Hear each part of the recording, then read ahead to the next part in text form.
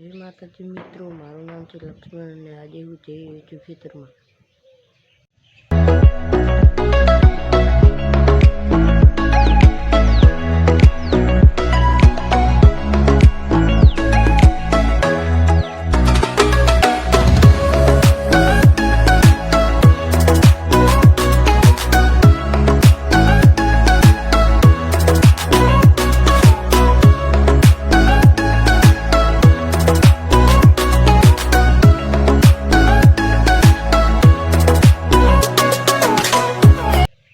તો મિત્રો હું પહોંચી ગયો છું ખેતરમાં।